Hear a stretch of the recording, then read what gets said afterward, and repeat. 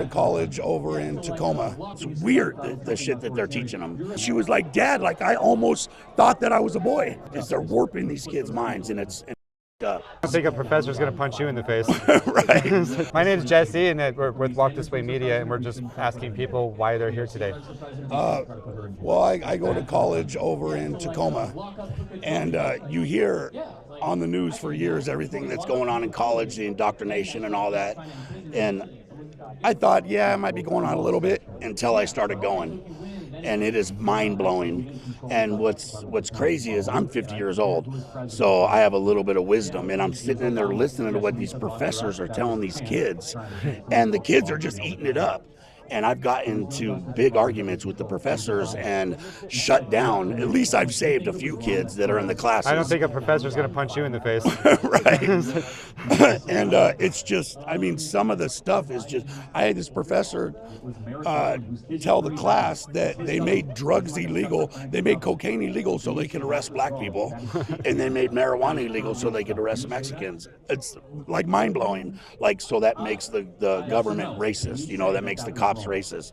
I mean, I think we're trying to stop drugs drugs, right? Right. And one of the most crazy things is you can't be racist to a white person. If this is a group that's trying to stop racism, wouldn't you try to stop it all the way? Yep, on every level. You could be racist to anybody. You know what I mean? Like it's weird the shit that they're teaching them, and it needs to stop. You know, it needs to stop. And where do you think it lies? Like with the deans, or like who's in charge to do that? They're the ones. Yeah, they need to step in on these teachers that are doing it. You know, and it's not just me. I have friends that are going to the schools too, and they're saying the same thing. It's going on in everywhere. My English class, I learned nothing about English. All I learned was racial shit. You know, it's kind of like if you aren't racist and you go to these classes, you'll leave racist. They'll make you one way or the other. Yeah, it's weird. It's because I didn't feel one way or the other, and they're making me, like them trying to make you feel bad about who you are. Like in my one class, they told me because I'm white, whenever I'm talking from a place of power.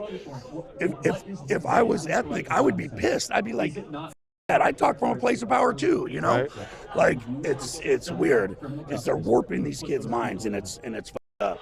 That's definitely. I don't know if I can cuss on no, you. yeah, Okay. we can. Sarah, she's going to school too. Hi, Sarah. Nice to meet you. Nice to meet you. So, and you're noticing the same thing. Yes. This is with kids. You know, I have a big problem with this doing it to colleges too, because humans aren't even developed until they're 27 years old.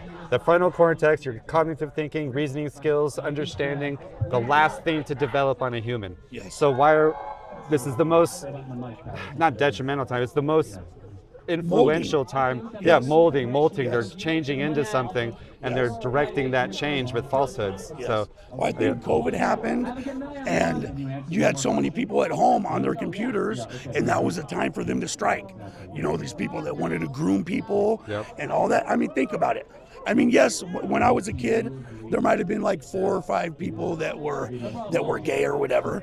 And I understand that back then it probably wasn't as easy to come out. I agree with that. But to say now that it is the way it is, come on, just overnight. Right. Like, come on, it's people are their heads are being messed with. You know, I have a daughter that went through it, and they were warping her mind, and she almost. It's called indoctrination. Yes, at the end she was like, Dad, like I almost thought that I was a boy, and I raised. She's my daughter, you know what I mean. And after COVID, she was like, Dad, I thought I was a boy. I started thinking that, and she said, I'm so glad that I didn't, that I was there, that you were there for me, and I didn't do that. So there's so many kids. It just shows to show how impressionable they are at such a young age. Yes. So when we're kids, when I was a kid, I would get in trouble just to get attention. Even though I'm getting in trouble, I'm still getting attention. We crave attention as human beings. As humans, you know? Especially as kids. So if they can do something to get attention, you know, they're gonna do it. The more weird it is, the more attention you get. Right? You know, that's why it's getting The tomboys. Yes, exactly. I mean, Tom girls. Yes. we're here with my lesbian best friend, and she loves it. You know, she knows, even though she believes what she believes, she sees it in her community that it's going on, you know, and it's just needs to change. Yes, it does. Well, there's no better way to get change than to speak it, right? Yes. I've tried to fly under the radar.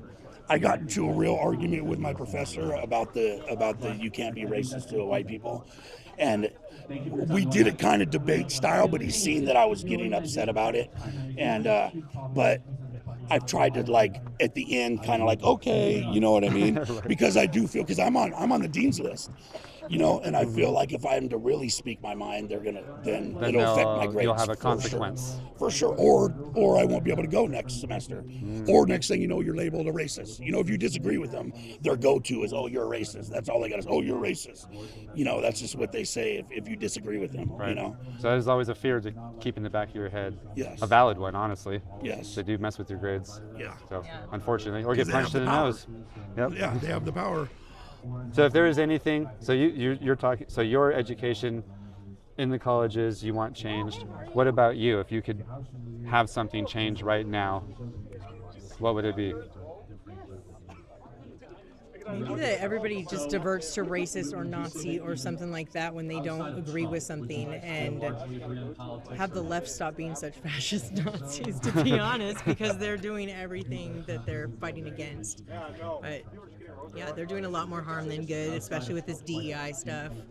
And like he was talking about, the indoctrination of the school. Like, we were told that if your family voted for Trump, you're okay to X them out of your life and not have any connection with them. They told you that at the school. Yeah.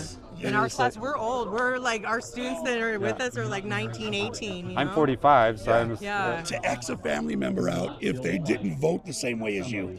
What? Can't we just not agree but still get on? It's and so that must weird. really pull on these kids' Yeah. emotions and, you know. And the being white and having power when you talk, like when the professors are black and they're speaking to these students, all this indoctrination stuff, like, don't they have power in their voice even though they're not white? Like, Right. It's not about a color of our skin, it's where our education is or where our influence is. Exactly. Yeah. Exactly. Yeah. Well, thank you guys very Yeah, much for thank speaking. you. Yep, Yeah, thanks. for sure.